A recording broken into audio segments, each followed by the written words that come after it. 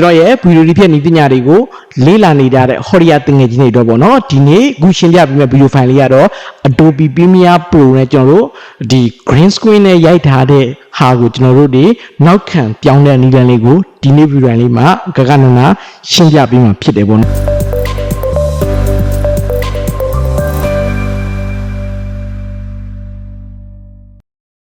်ကျွန်တော်တို့က green screen ရိုက်တဲ့ခါကျရင်တော့ပဋိဌာမှာအနောက်ကိုတော့အရင်မထင်စေနဲ့ပေါ့နော်အဲ့တော့ဒီဘက်လေးမှာအခြေခံသဘောတရားဖြစ်ပေါ့နော်ကျွန်တော်တို့ဒီကိုယ့်ရဲ့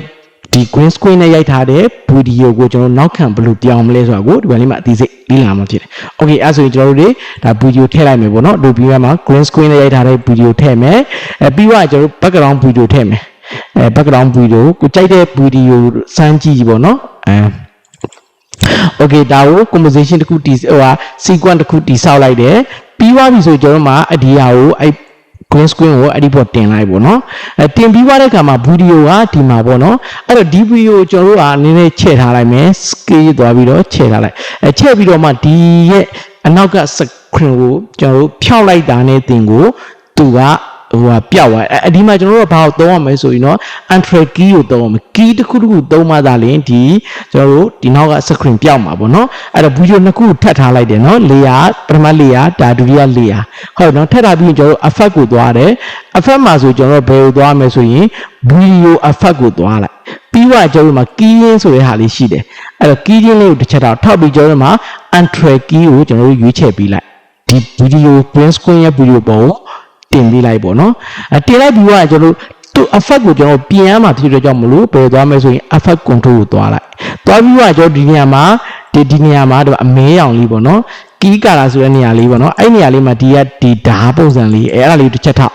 ပြီးကျွန်တော်ဒီမှာ green screen ရဲ့အစိမ်းရောင်ပေါ်တစ်ချက်ကလစ်လိုက်ဟိုဒါဆိုရင်တော့ပြကြတယ်ကျွန်တော်တို့မှာ green screen background ပြောင်းသွားပြီပေါ့နော်ဟုတ်တယ်နော်ပြောင်းသွားပြီမဲ့တချို့တော့ဒီ green screen တွေအနေထားမှာဆိုရင်ဒါကြတော့ဒီဗီဒီယိုကမီးလဲနိုင်တယ် green screen လဲကောင်းတဲ့အတွက်ကြောင့်မို့လို့သူကပြောင်းလို့လွယ်ကူပါတယ်အဲ့ဒီမှာဆိုတော့အနာသတ်တွေဒီမျက်နှာရဲ့အနာသတ်တွေကျွန်တော်ဒီပခုံးရဲ့အနာသတ်တွေမှာသူကတချို့ဗီဒီယိုတွေကြတော့ကင်မရာနဲ့ရိုက်တဲ့ခါမှာအလင်းမောင်မညီတဲ့ခါမျိုးတွေမှာအဲ့လိုမျိုးတွေဒီအမဲဆက်တွေပေါ့နော်ပခုံးနဲ့မျက်နှာပြင်မှာတို့အရာတွေထင်ဒါကိုကျွန်တော်ကဘယ်လိုဖြောက်မယ်ဆိုရင်ဒီမှာဒီကိုသွားလိုက်ပါဒီမှာတစ်ခုဘောကတစ်ခုနဲ့ဒီအောက်ကတစ်ခုအဲ့နှစ်ခုကိုသွားပြီးကျွန်တော်ဒီနေရာမှာပါစင်လေးတွေကျွန်တော်ချိန်ပေးရမှာပေါ့နော်အဓိကအောက်ဆုံးမှာတော့ဒီမှာပဲနော် clean up ဆိုတဲ့နေရာလေးကတော့အဓိကအကောင့်ဆိုတော့ဘေးနာကျင်းသွားနော်နည်းနည်းလေးချိန်တော့ချိန်ရတာပေါ့နော်ဗီဒီယိုတစ်ခုပေါ်လို့တော့မူတည်တယ်ဗီဒီယိုတိုင်းမှာတော့မူတည်တယ်ပေါ့နော်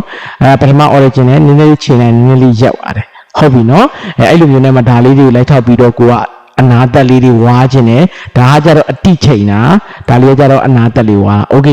ဒီမှာလဲကိုကြိုက်တယ်လို့ကိုရဲ့ဒီဗီဒီယိုပေါ်မူတည်ပြီးတော့ကိုချိန်ပေးရမှာဖြစ်ပါတယ်ဟုတ်ကဲ့ပါအဲ့တော့ strategy ရတငယ်ချင်းနေနဲ့ Adobe Premiere Pro မှာကျွန်တော်တို့ Chroma ဖောက်တယ်လို့ခေါ်တယ်ပေါ့နော်